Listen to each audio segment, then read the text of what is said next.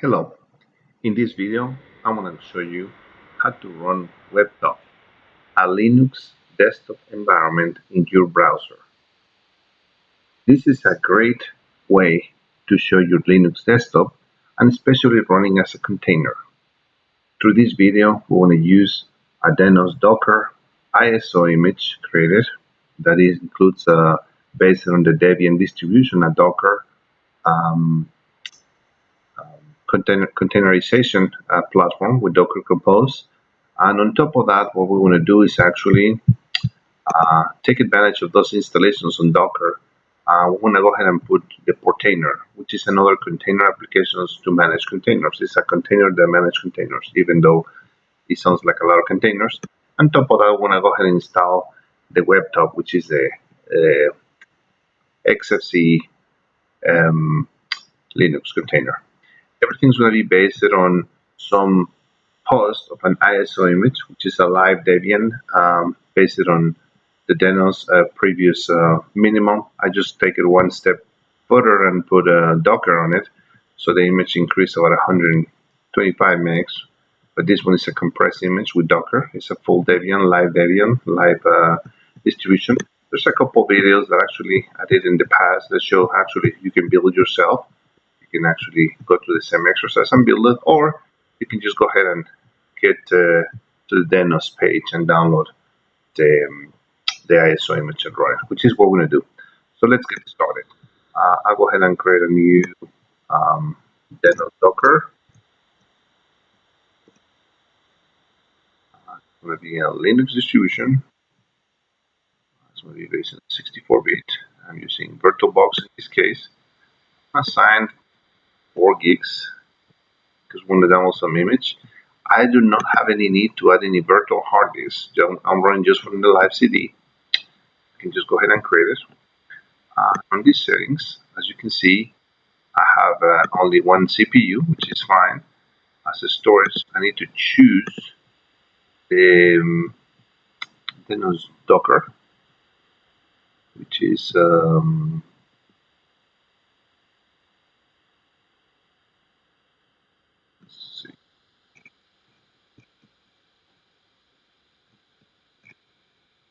there is, and it's a network.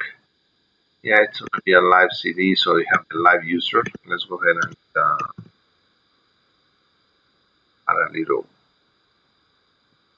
access SSH. With all that said, I can just boot my live image, my live Debian distribution based on that ISO, and it can boot. It should boot very quickly. As soon as it boots, I should be able to SSH into it.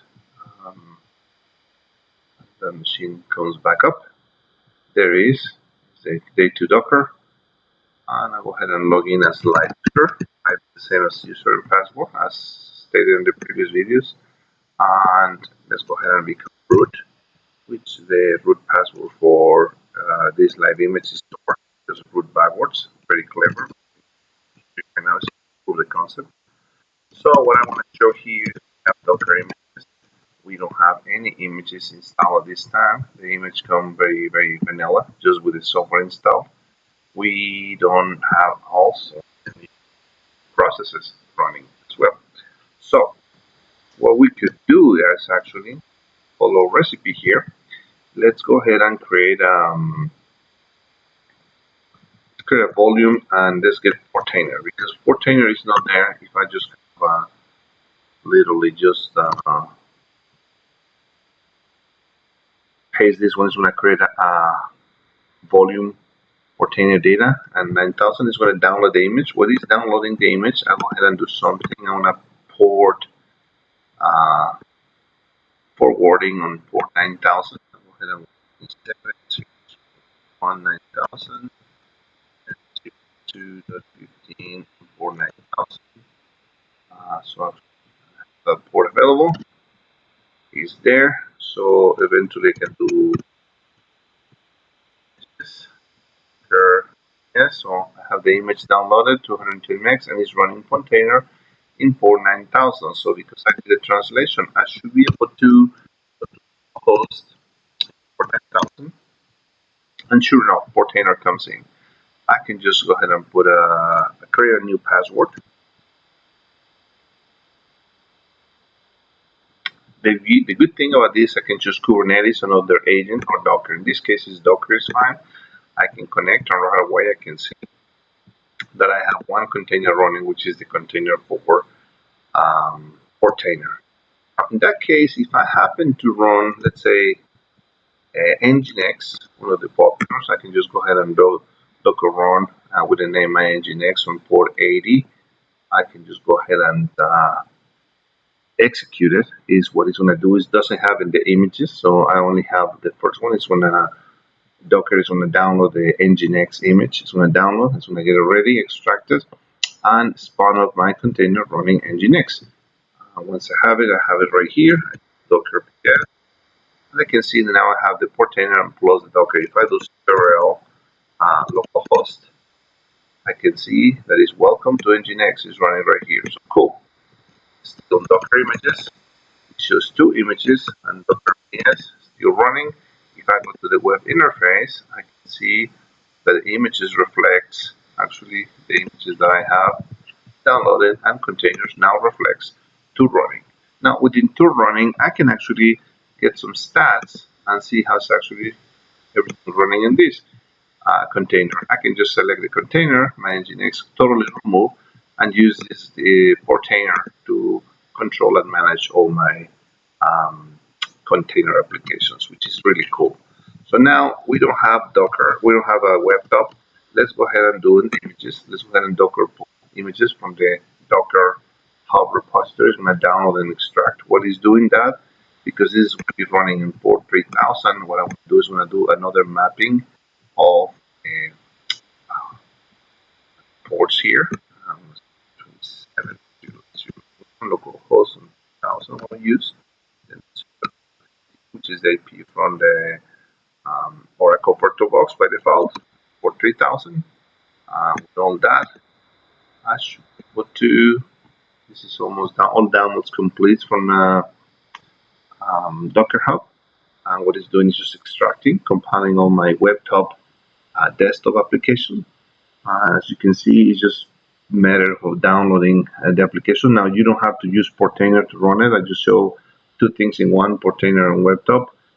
You can just download, if you have Docker, you can just download WebTop. And of course, you don't have to use this distribution that I'm using. You can use any distribution, any Linux or Windows running Docker. You can just run the command, of course, docker pull Linux or WebTop, and just run it as long as it's Linux. And other parties actually how can you deploy. But what I want to show right here is actually this part, the part of the stack. Once I have this another part of the definitions, and don't worry, I want to copy all these. I can actually go to our stacks, and I can add a stack. I can just paste literally the text associated with this stack, which is WebTop, and is the memory, and the port 3000 is declared right here.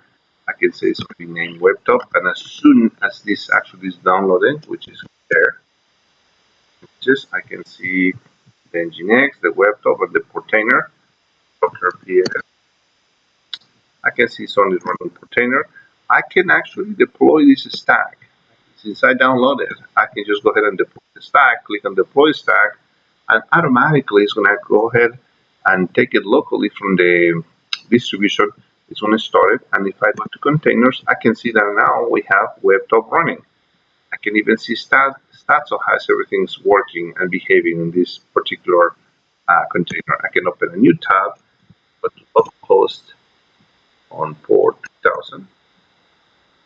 And the Guacamole client is going to start in the browser. Automatically, it's going to bring on demand through this web interface a full XFCE desktop experience for Linux. And as you can see, it's initializing. Okay, just remove the panel. That's fine. As you can see, I can see my terminal coming up. I will probably not be playing any games, but As you can see, it's a fully usable interface. If I have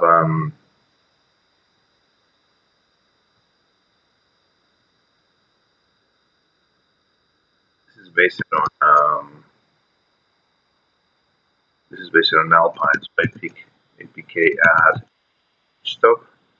So see the repository Alpine Linux. This is based on the WebTop. I can have it added. APK add fetch. We'll fetch.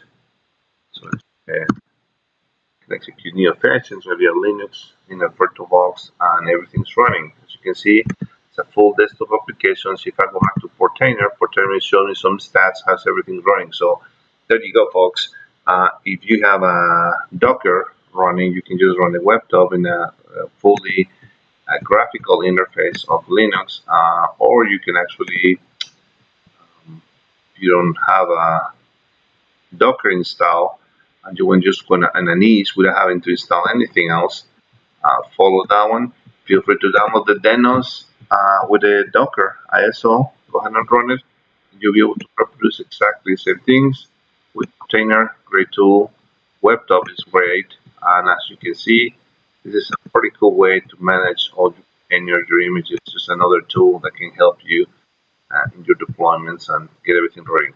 Having a web browser with a full operating system is super cool too, so can't go wrong with that. Definitely. I'll go ahead and put all these links on the show notes for the video. Hopefully you like it. Enjoy it. Be safe on this third quarter 2021, and stay cool. Stay tuned on the next video. Have a great day. Bye now.